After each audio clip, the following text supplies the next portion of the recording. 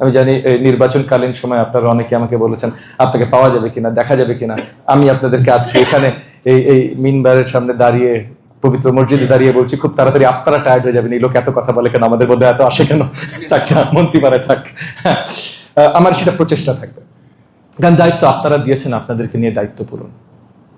আমি প্রথম একটা জিনিস আপনাদের সকলকে বলেছিলাম যে প্রত্যেক মাসে আমরা উন্মুক্ত টাউন হল মিটিং এর ব্যবস্থা করব, যেন আপনারা সকলে এসে প্রশ্ন করতে পারেন, এলাকা সম্বন্ধে জানতে পারেন। যেহেতু আমরা মাত্র দায়িত্ব নিয়েছি এবং দায়িত্ব নেওয়ার সাথে সাথে রোজার মাস চলে এসছে এবং একই সাথে শুধু এলাকার দায়িত্ব না, জাতীয় মন্ত্রণালয়ের দায়িত্বও পড়েছে। সো আপনাদের সম্মতি চাই, আপনাদের পারমিশন চাই, যেহেতু আমি প্রমিস একটা করেছি আপনাদের কাছে, আপনাদের পারমিশন ছাড়া তো সেটা কোনো ব্যত্যয় ঘটাতে পারি না। আপনাদের পারমিশন চাই যে আমরা প্রথম টাউন হলটা শুরু করি ঈদ উল ফিতরের পর থেকে, ঈদের এই রোজার মাসের পরে যে আমরা প্রথম টাউন হলটা শুরু করি, তাহলে আপনাদেরও সুবিধা হবে, আমাদেরও সুবিধা হবে।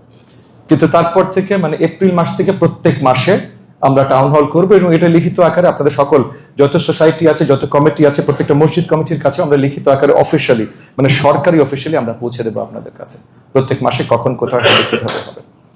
একই সাথে আপনাদের এলাকার জন্য এখন যেহেতু আমরা লোকাল নির্বাচন এখনো পাইনি, সিটি কর্পোরেশনের প্রত্যেকটা আপনার কাউন্সিলের দায়িত্বে অ্যাডমিনিস্ট্রেটররা আছে, অ্যাডমিনিস্ট্রেটরদের